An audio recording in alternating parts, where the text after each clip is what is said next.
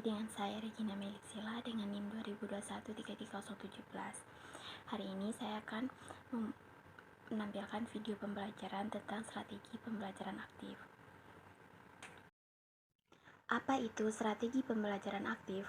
Oke, mari kita cari tahu apa itu strategi pembelajaran aktif. Nah, strategi pembelajaran aktif adalah metode pembelajaran yang melibatkan siswa secara aktif dalam proses pembelajaran. Dalam proses pembelajaran, siswa tidak hanya menerima pasif suatu materi, tetapi siswa harus dituntut untuk berpartisipasi dan berinteraksi dalam proses pembelajaran. Mengapa strategi pembelajaran aktif itu penting? Strategi pembelajaran aktif itu penting dikarenakan dapat meningkatkan pendidikan dan hasil belajar siswa. Nah, berikut manfaat dari strategi pembelajaran aktif.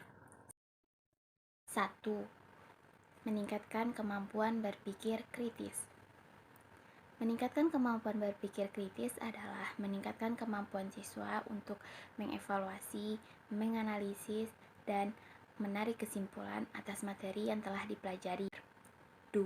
Meningkatkan motivasi belajar siswa, yaitu meningkatkan dorongan belajar siswa. 3. Meningkatkan pemahaman konsep, yaitu meningkatkan kemampuan siswa dalam memahami materi yang telah dipelajari. Yang keempat, yaitu meningkatkan keterampilan interpersonal. Meningkatkan keterampilan interpersonal adalah meningkatkan kemampuan siswa untuk berinteraksi, berkomunikasi dengan temannya di dalam kelas. Yang kelima, meningkatkan keterlibatan siswa. Meningkatkan keterlibatan siswa adalah meningkatkan keikutsertaan siswa dalam proses pembelajaran. 6. Menurunkan kegagalan mata pelajaran. Kegagalan mata pelajaran sering terjadi dalam proses pembelajaran. Itu terjadi karena kesalahan dalam memilih strategi pembelajaran. Jadi, kita harus memilih strategi pembelajaran aktif agar dapat menurunkan kegagalan mata pelajaran. Komponen utama strategi pembelajaran aktif. Komponennya itu terdiri menjadi 3. 1. Keterlibatan. Aspek ini berfokus pada keterlibatan siswa dalam minat dan bakatnya. 2. Refleksi. Siswa diminta untuk merefleksikan kembali, mengulang kembali, mempelajari kembali materi pelajaran yang telah dipelajari di sekolah tadi. 3. Aplikasi. Aspek ini berfokus pada pengaplikasian siswa pada materi-materi yang penting dalam pembelajaran. Contoh strategi pembelajaran aktif. Contoh strategi pembelajaran aktif ini sebenarnya ada banyak, namun di sini saya hanya menjelaskan 6 bagian. 1. Platform pembelajaran berbasis game. 2. Bermain peran. 3. Diskusi kasus. 4. Think, pair, and share. 5. Eksperimen praktis. 6. Pengajaran teman sebaya. 1. Platform pembelajaran berbasis game merupakan strategi pembelajaran yang berfokus pada sebuah permainan yang berlangsung dalam satu kelas, diterapkan sebagai pendekatan pembelajaran interpersonal. Contohnya yaitu di pelajaran penjualan dan pembelian, mungkin kita bisa melakukan permainan berjualan dan membeli. Nah, itu merupakan contoh dari platform pembelajaran berbasis game. Yang kedua yaitu bermain peran. Nah, di strategi pembelajaran bermain peran ini mengikutsertakan siswa dalam peran dari materi yang kita pelajari. Contohnya di materi 3 pelaku ekonomi. Nah, 3 pelaku ekonomi kan itu adanya produsen, distributor, dan konsumen. Jadi kita mengajak siswa berperan menjadi produsen, menjadi distributor, dan menjadi konsumen. 3. Diskusi kasus.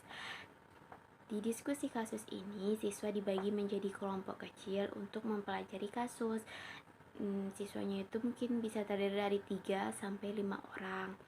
Nah, mereka dituntut untuk berdiskusi tentang penyebab kasusnya itu apa, solusi dari kasusnya itu apa. Jadi, kita sebagai guru harus memastikan semua siswa di kelompok tersebut berpartisipasi dalam studi kasus tersebut, dalam diskusi tersebut. Contoh strategi pembelajaran aktif yang keempat yaitu think, pair, and share.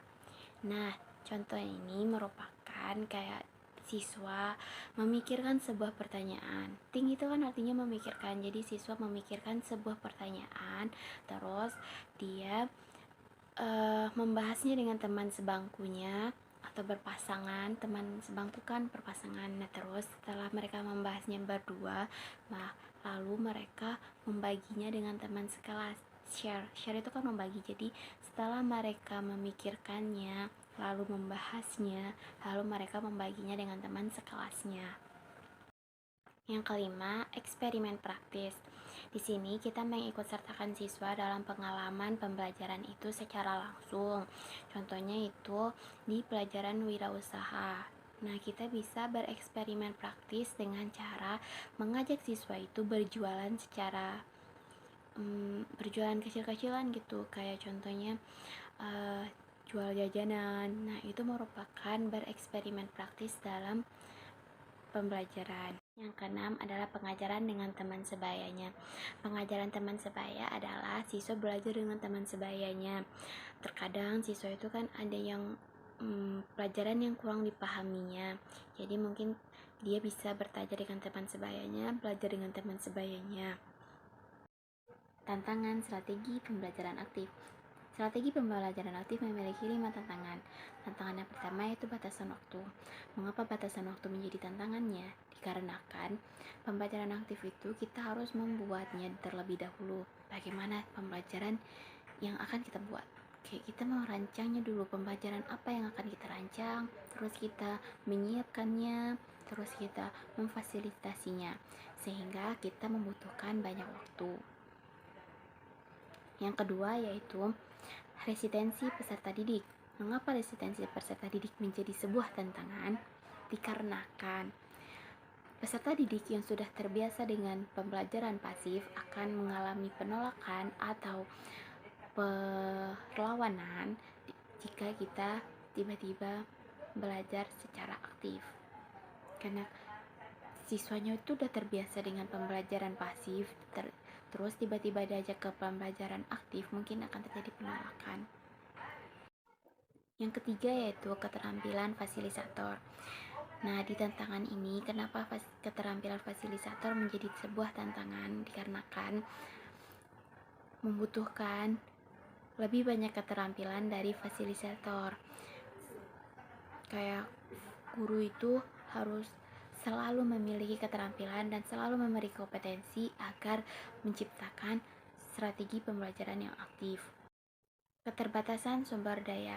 Keterbatasan sumber daya merupakan sebuah tantangan dari pembelajaran strategi aktif, dikarenakan keterbatasan sumber daya membutuhkan lebih banyak alat dan bahan dan teknologi untuk menciptakan strategi pembelajaran aktif. Yang kelima yaitu kesulitan evaluasi. Mengapa kesulitan evaluasi menjadi tantangan strategi pembelajaran aktif? Karena kesulitan evaluasi itu akan dialami oleh guru. Guru akan kesulitan dalam mengevaluasi setiap siswa yang aktif-aktif di kelas. Karena kan biasanya kalau pembelajaran pasif mungkin evaluasinya berdasarkan ujian tulis tangan. Sedangkan kalau pembelajaran aktif mungkin ujiannya berupa lisan. Jadi guru akan dituntut untuk menghafal semua keaktifan siswa. Jadi itu merupakan kesulitan bagi guru untuk evaluasi. Kelebihan strategi pembelajaran aktif. Yang pertama yaitu meningkatkan hasil belajar siswa. Yang kedua yaitu meningkatkan keterampilan berpikir kritis. Yang ketiga yaitu meningkatkan daya ingat dan transfer informasi siswa. Yang kelima yaitu meningkatkan keterampilan interpersonal. Yang keenam yaitu menurunkan kegagalan mata pelajaran. Yang ketujuh yaitu meningkatkan pemahaman konsep. Yang kedelapan yaitu membangun lingkungan yang aman. Yang kesembilan yaitu meningkatkan partisipasi seluruh kelompok belajar. Yang kesepuluh yaitu setiap orang bertanggung jawab atas kegiatannya masing-masing.